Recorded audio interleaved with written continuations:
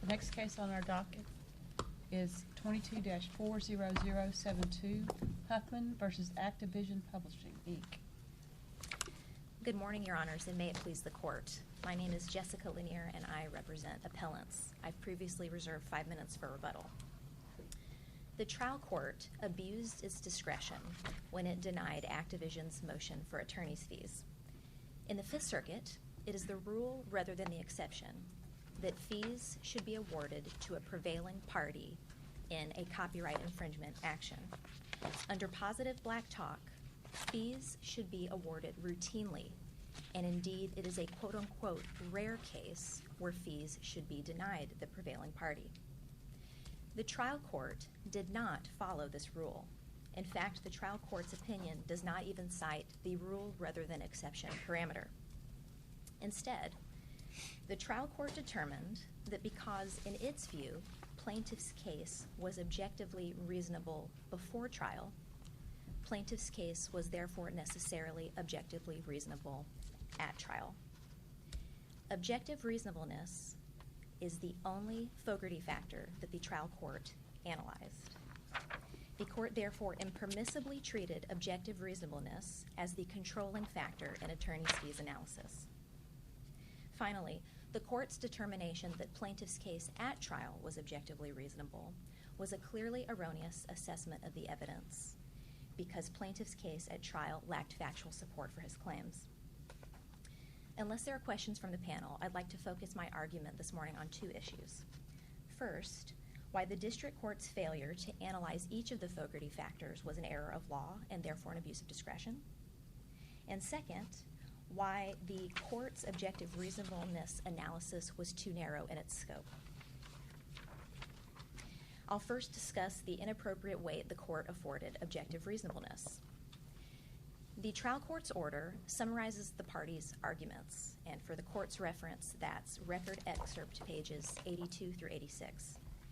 But then the court only analyzes objective reasonableness, and that analysis for the court's reference is record excerpt pages 86 through 87.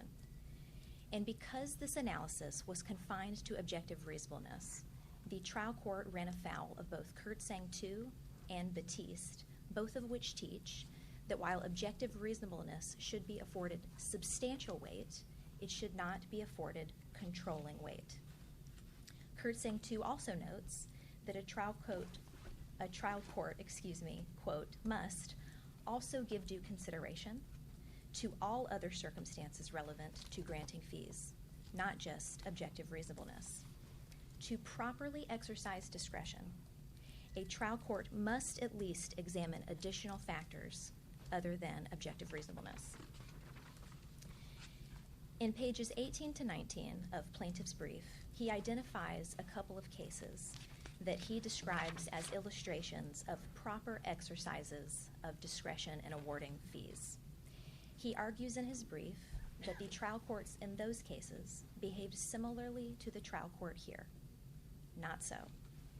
In each of the examples that plaintiff identifies on pages 18 to 19 of his brief, Virgin Records, Baisden, Creations Unlimited, and Positive Black Talk, the underlying trial court opinions analyze factors in addition to objective reasonableness. There are a number of other cases before the court that illustrate that this is the appropriate analytical framework. In 2020, in digital drilling, the Fifth Circuit remanded a denial of attorney's fees back to the district court. And the reason that it did so was that the district court did not apply the Fogarty factors. Now, the facts of that case are a little bit different than the facts before the court today because the digital drilling trial court did not even apply the Fogarty factors at all. But that case illustrates that it is an abuse of discretion not to apply the Fogarty factors in attorney's fees analysis. What do you do with the Lanier Holmes case? The Lanier Holmes case, the Eastern District of Texas The Southern case, District of Texas, 2015. Pardon me, Judge. Yes.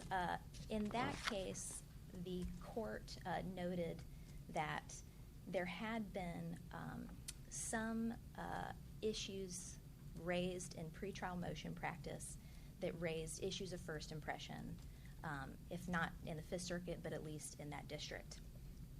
The court gave some weight to the fact that the pretrial motion practice afforded an occasion to resolve those issues, but the court did not provide that dispositive weight in that case. Notably, Lanier Homes is distinguishable from the facts before this court in a couple of other respects. The evidence to support the claims was more robust than in the case currently before the court. I'm sorry, I don't understand why it's not applicable. In that, given all the volume of pretrial motions and all the interesting issues and how your client wasn't successful in all of that, and why that's not a relevant factor that the district court could take into consideration in refusing to give the fees. Certainly, Your Honor. And we do not maintain that that should be given no weight. Our position is that it should not be given controlling weight. Plaintiff has argued, also in his brief, that the Fifth Circuit has a rule that substantial weight is applied to pretrial motion practice.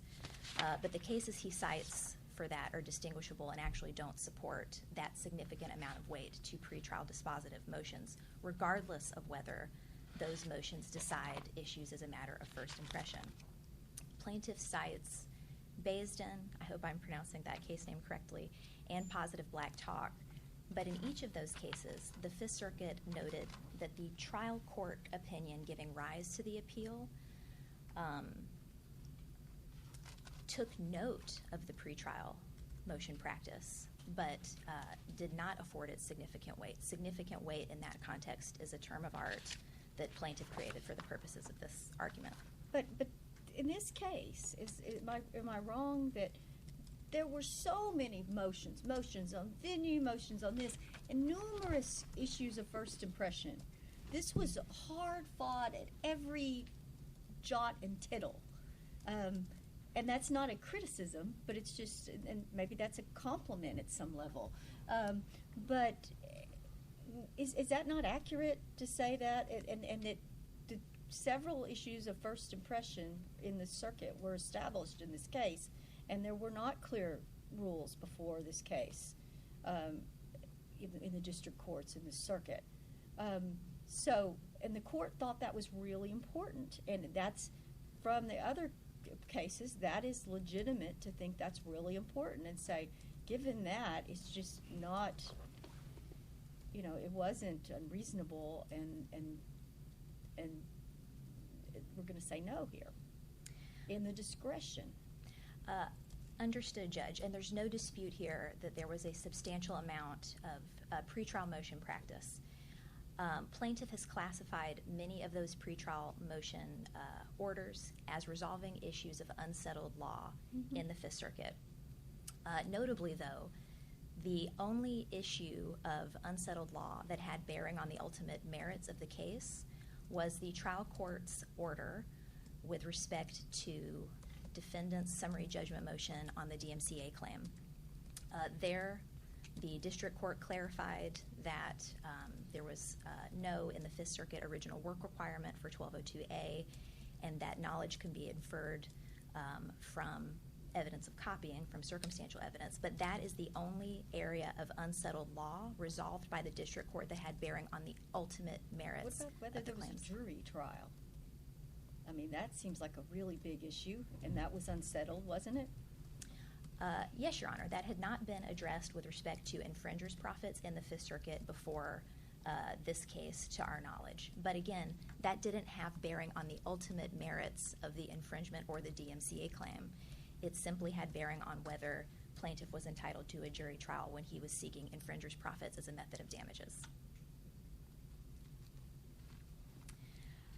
I would like to illustrate for the court just a couple of additional examples where district courts apply all of the Fogarty factors in their analysis without belaboring the point, but it is critical to this case. In Berg versus M&F Western Products, that's an Eastern District of Texas case from 2021.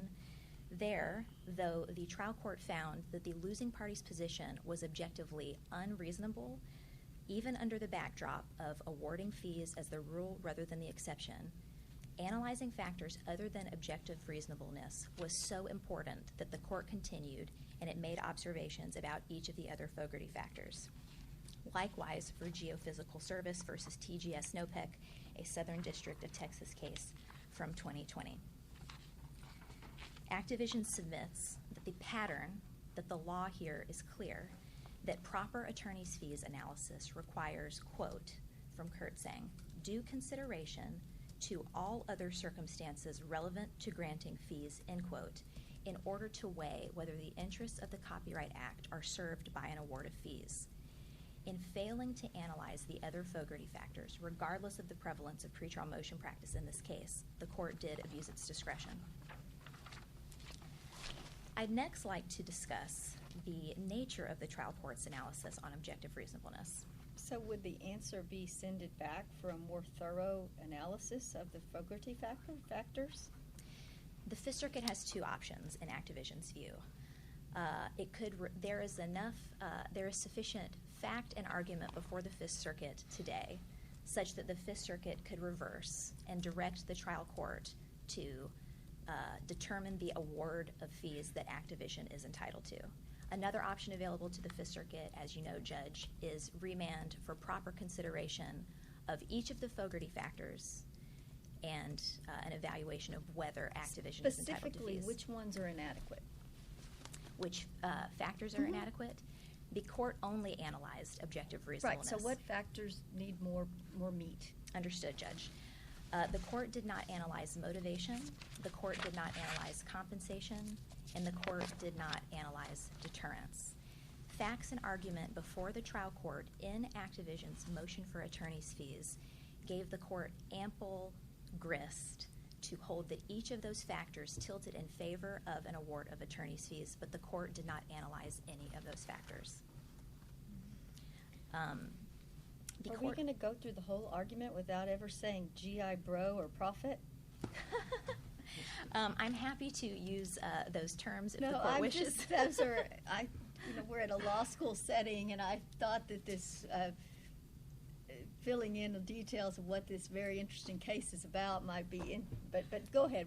I've used your time wisely for you. Well, actually, I actually do have a question about the art. So Please. how much what does the record show that Activision paid for the creation of the Prophet art? Of the profit image? Image, thank you. I do not know that number off the top of my head, Judge, but I do know a couple of other numbers. Sure. I know that the plaintiff paid $85 for an artist to draw the Arosa poster, and I know that at trial, without supporting his damages ask with any record support at all, he asked for $32 million. So he was seeking to parlay an $85 investment into a $32 million windfall, all without supporting his claims at trial with evidence. And the trial record, did Activision put on evidence about the process that it went through to create the Prophet image? Yes, Your Honor. We have referred to our evidence of independent creation as an avalanche's worth of evidence, and I think that description is apt. At trial, Activision put on testimony from the model who was cast to play Prophet in the photo shoot that gave rise to the Prophet image. He testified how he was cast. He testified about the process of the photo shoot. He testified that he was costumed by Petrol, which is a third-party vendor that Activision commissioned to facilitate the creation of the Prophet image. Activision also put on evidence of the process of creating concept art for Black Ops 4, the video game, for the Prophet iteration that was going to appear in the version of that particular franchise. Activision submitted multiple rounds of the development of that concept art, including the references that were used to create that concept art. So Activision presented an avalanche of evidence, and those are just some of the examples. I don't want to bore the court by repeating the whole record, but Activision presented at trial abundant evidence of independent creation. So I guess what I'm not understanding is from the district court's order, if we look at the 12b6 motion, right, I mean, the way the district court got this past a motion to dismiss was they looked at the two images, the allegations about the $85 poster, and said these are strikingly similar. And if we disagree with that, does that mean that we reverse and and order fees? Because, I mean, the merits of that 12b6 inquiry get somehow imported into the denial of your fee application, I take it. That is true, Your Honor. I see that my time is up, but if I may have additional time to answer your question. The 12b6 motion, one of the issues addressed was whether the two images at issue, the profit image and the Erosa poster, were strikingly similar.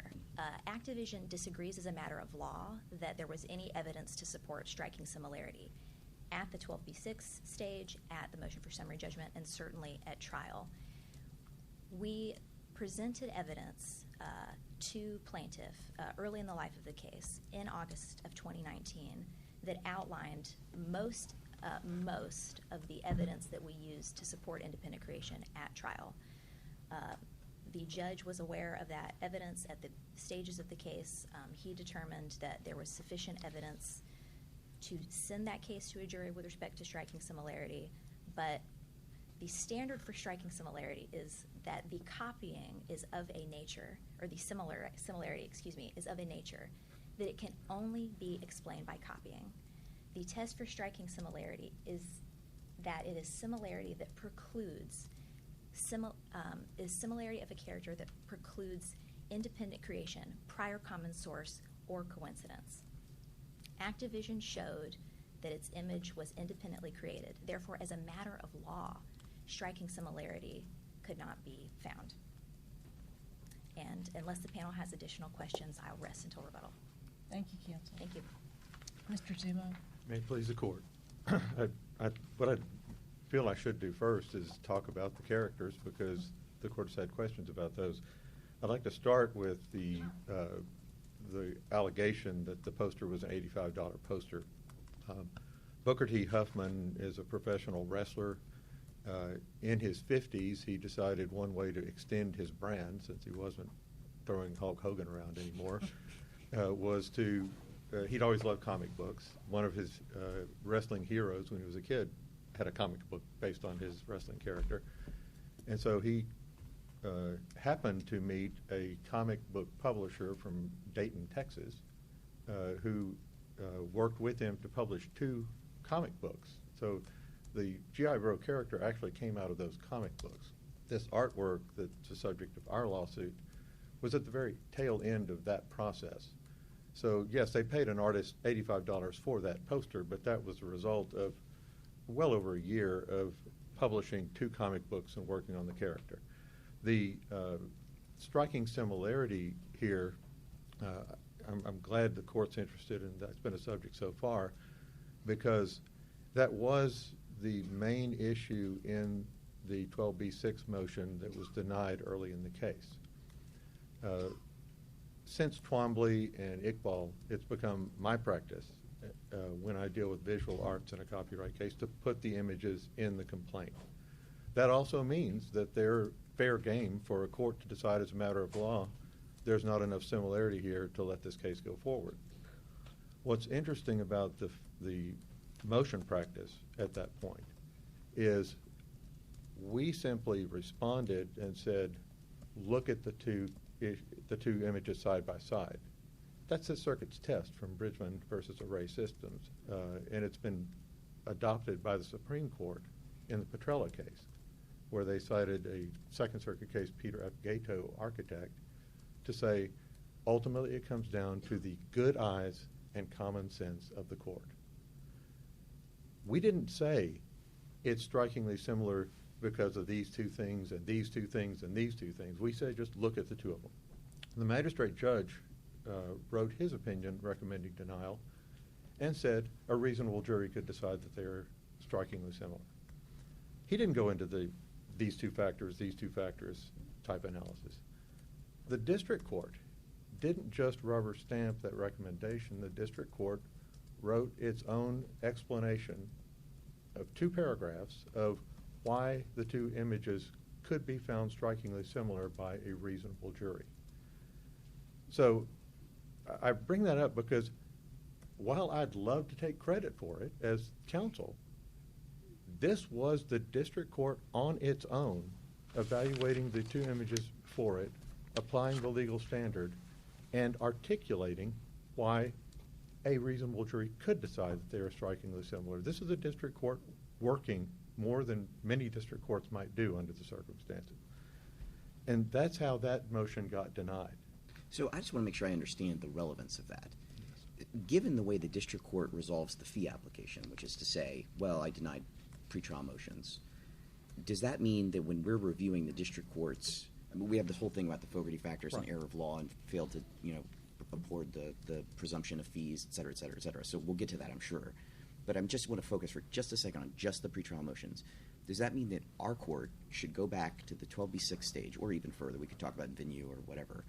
But let's just use this as an example. Go back to the 12B6. The three of us would go back, we look at these, and we say, well, I don't see the striking similarity. I mean, one's got a sniper scope thing, one's got a man and a woman, one's just got a man. They're holding different rifles in different postures. They're just different. And then if we disagree with the striking similarity finding, that's sufficient to just reverse? Let me answer your question in two pieces. Mm-hmm.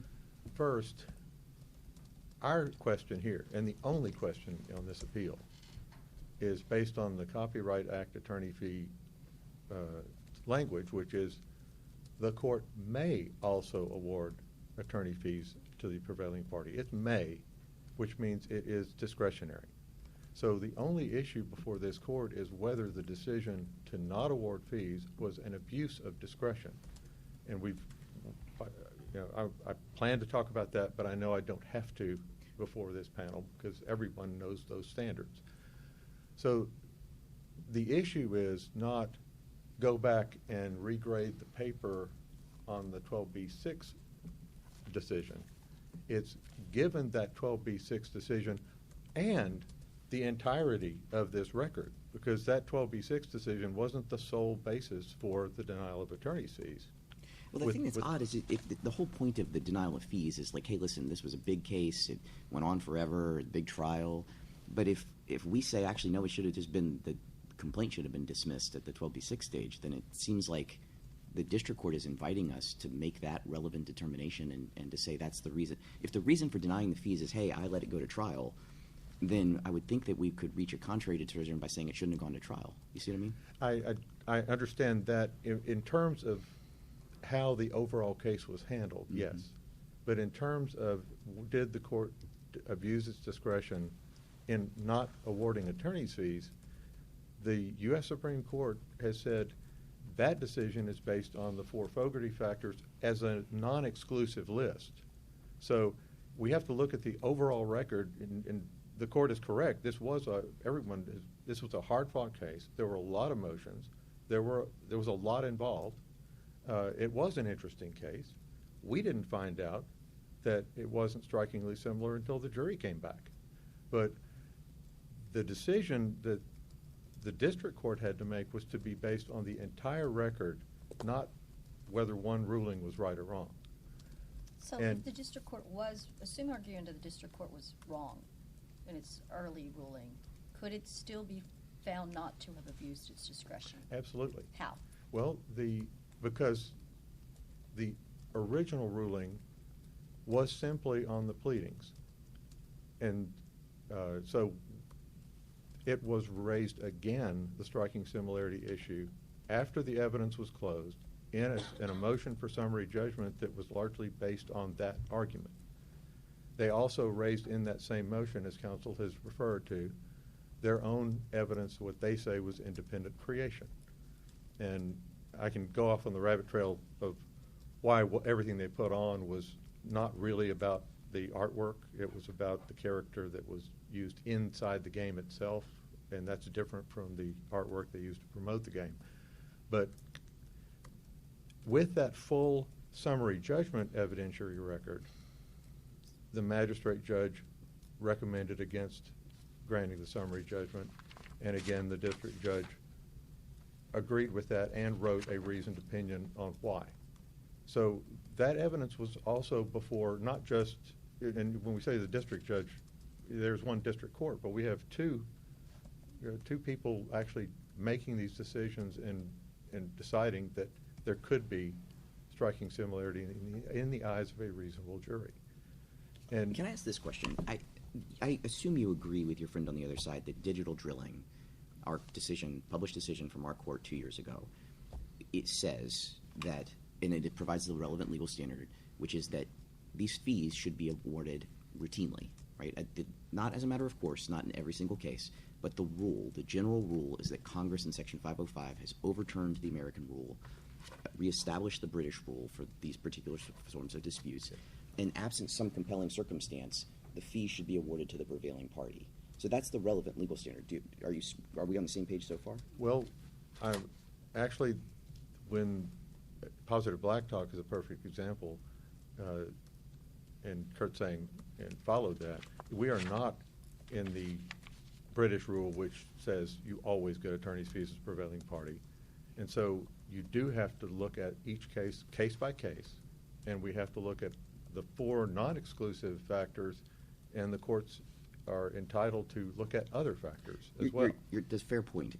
Kurt Sang points this out too. It's not that you overturn the American rule. Congress didn't overturn it. They just modified it. So it's a different rule than we normally apply. And so we have said in cases like digital drilling, fees should be awarded quote unquote routinely.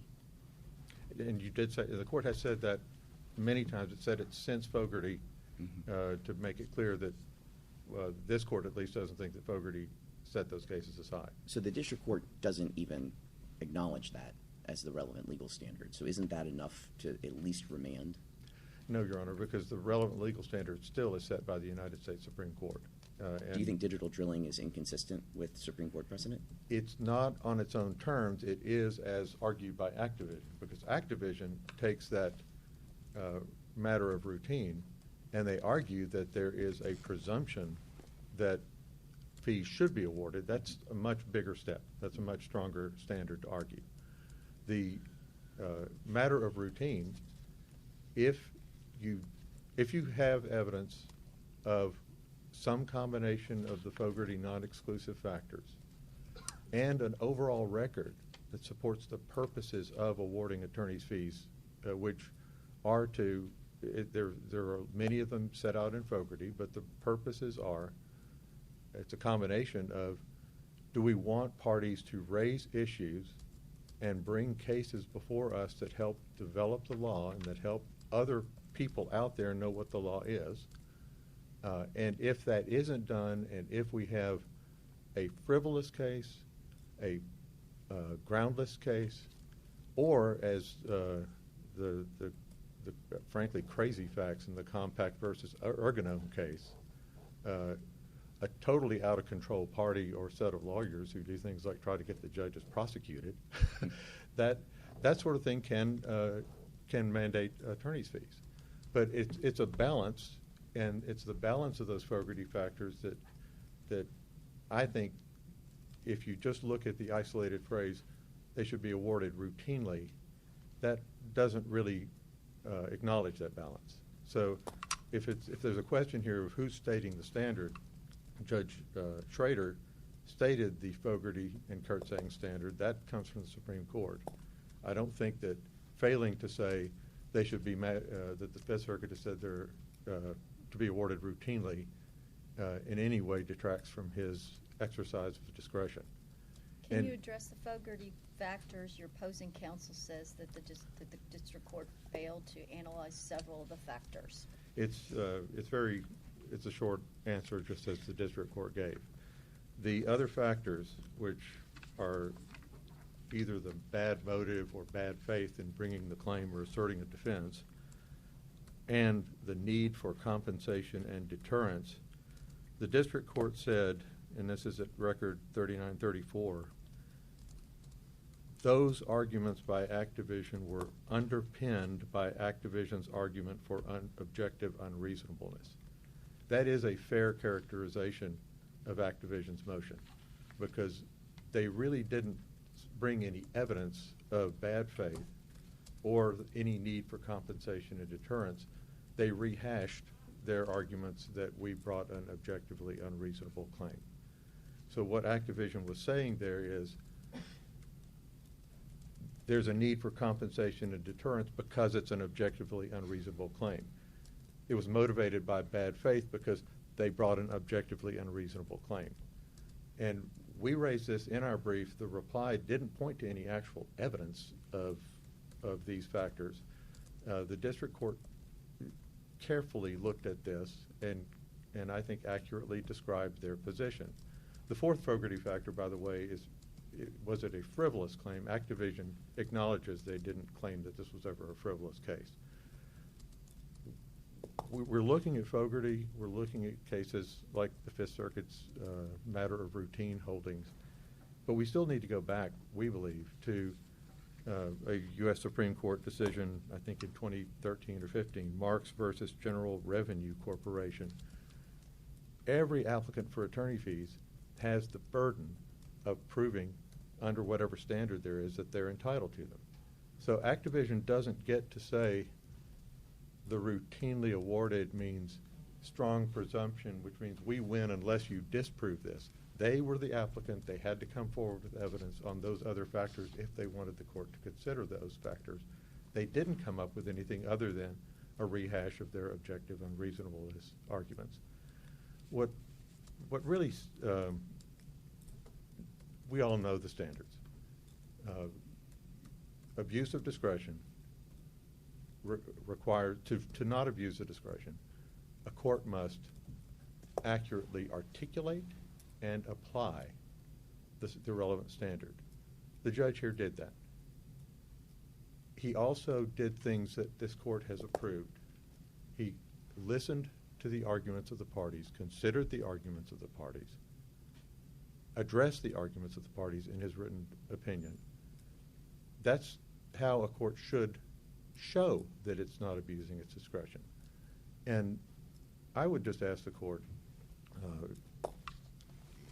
if there's any doubt about this, the transcript, it's called transcript number 8 in the record.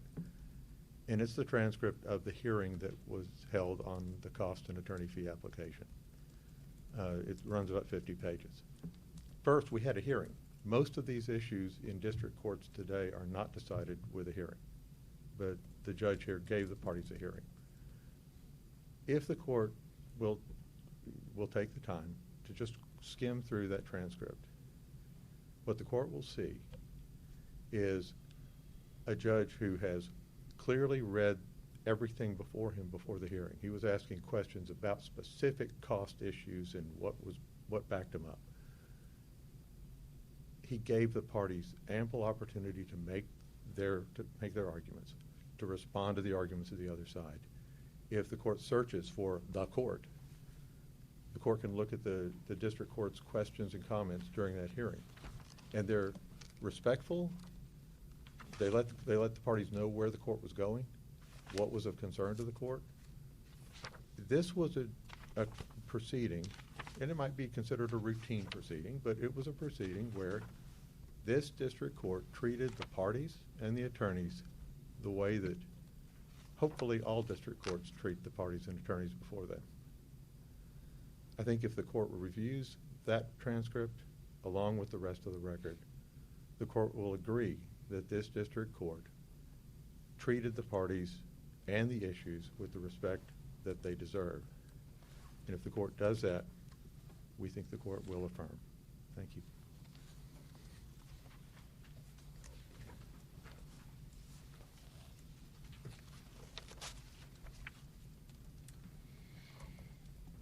I want to address 3 points that my friend Mr. Zummo made in his opposition.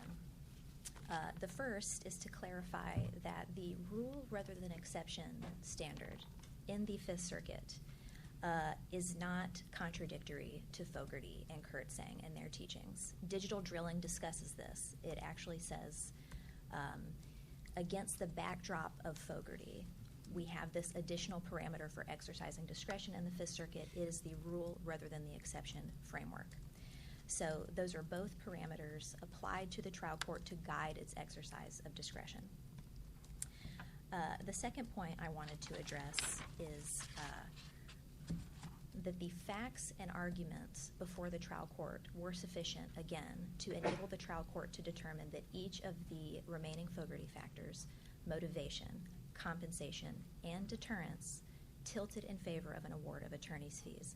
In particular, with respect to motivation, Activision itemized a number of instances of litigation conduct from which the trial court could infer bad faith.